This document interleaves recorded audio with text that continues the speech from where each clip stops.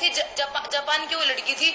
जब भी मुझे कोई प्रोत्साहन नहीं मिला तो एक इंसान की क्षमता होती है सहने की। हम सब घर में बैठ के सब रोए कि पापा ये सब क्या हो रहा है। आप बोलते थे कि इतना प्रोत्साहन मिलता है, ये मिलता है, क्या मिल रहा है। आज हम ऐसे ही लोअर में कपड़ों में बैठे हैं, हमारे पास ढंग के कपड़े नहीं है पहनने को, खाने को ढंग से आज भी खाना नहीं है हमारे पास। ये सब क्या हो रहा है। तो तब मेरे पापा ने कहा कोई बात नहीं, हम यूपी से लड़ेंगे। तो तब हम यूपी में गए और यूपी ने मुझे 2018 से मैंने यूपी में लड़ना स्टार्ट किया था। 2017 के लास्ट में लड़ना स्टार्ट किया था। 2018-19 में मुझे उन्होंने रानी लक्ष्मीबाई का अवार्ड दिया। 2-3 साल के अंदर ही उन्होंने मुझे रानी लक्ष्मीबाई का अवार्ड दिया। और 2020 में मेरी स्थिति देख के उन्होंने आजीवन मेरी पेंशन बांधी है 20,000 रुपए। और कल ही उन्होंने मुझे घोषणा करी है, जो बच्चे कॉमनवेल्थ में से ब्रॉन्ज मेडल लाए हैं, गोल्ड लाए, सिल्वर लाए हैं, मुझे 50 लाख रुपए और रजिस्टर्ड ऑफिसर की नौकरी का वादा किया है। तो अब ये बताइए, मैं सिर्फ 2-3 साल से यूपी से लड़ रही हूँ, वो मेरी इतनी हेल्प कर रहे हैं, तो दिल्ली सरकार ने मेरी हेल्प क्यों नहीं करी है।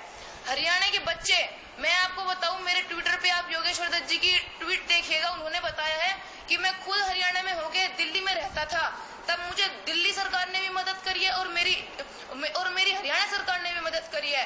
दीपेंद्र सिंह हुड्डा, उन्होंने खुद ट्वीट किया है कि मैंने खुद सुशील कुमार को, साइना नेहवाल को और एक हरिंदर लड़का है उनको मैंने खुद पैसे दिए और उन्होंने दिल्ली से भी पैसे लिए और हरियाणा से भी पैसे लिए। रवि दहिया, जो कि हरियाणा में रहता है, हरियाणा का रहने वाला है, पर वो रहता दिल्ली में है, लड़ता दिल्ली से है, उसके बाद भी हमारे दिल्ली सरकार ने उसे करोड़ों रुपए की राशि दी और दिल्ली में ही उसको नौकरी दी है, पर उसको हरियाणा वाले भी पैसे दे रहे हैं। तो ये बताइए, मैं सिर्फ अपना हक मांग रही हूँ, मैं किसी के आगे हाथ नहीं फैला रही कि मुझे पैसे दो, भीख नहीं मांग रही हूँ किसी से। मैंने मेहनत करी है, रात को जाग के ट्रेन में गए, मेरी माँ बाप मेरे सामने रोते थे कि कोई बात नहीं, सुबह का घी भी आएगा और दूध भी आएगा, तू बस पहलवानी कर, सब कुछ मिलेगा तुझे।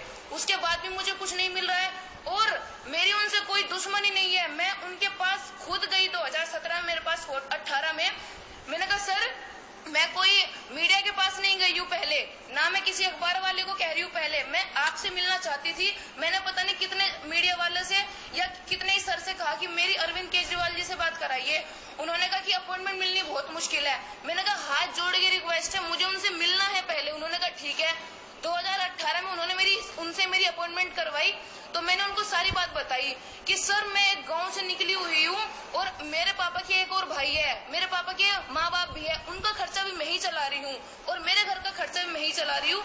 हमारी ना किसी की सरकारी नौकरी है, ना कोई पहलवानी में आगे बढ़ पाया, सिर्फ मैं अकेली बढ़ पाई हूँ और मैं ही सबके लिए सब कुछ हूँ। और सर, मेरे इतने सारे मेडल है, तब भी मुझे कोई प्रोत्साहन नहीं मिल रहा है और अगले महीने एशियन गेम्स है, तो आप मेरी मदद करिए। उन्होंने कहा कि कैसे मदद हो सकती है तुम्हारी। मैंने कहा सर, बादाम प्रोटीन अभी तक मुझे कुछ नहीं मिला है, मैं ना कुछ पीती हूँ, जो मुझे मिलता है मैं वही पी लेती हूँ। तो उन्होंने मुझे कहा कि ठीक है, आप किस चीज पे लिख के दो। मेरे पास वो कागज भी है, मैंने लिख के दिया कि इस चीज की जरूरत है, सिर्फ मुझे एशियन गेम्स तक सबसे पहले हेल्प करिए और अगर आपको मेडल आया तो आप मेरा सम्मानित कीजिएगा। उनका कोई भी ईमेल नहीं आया मेरे पास, कोई भी मैसेज नहीं आया, कोई भी फोन नहीं आया।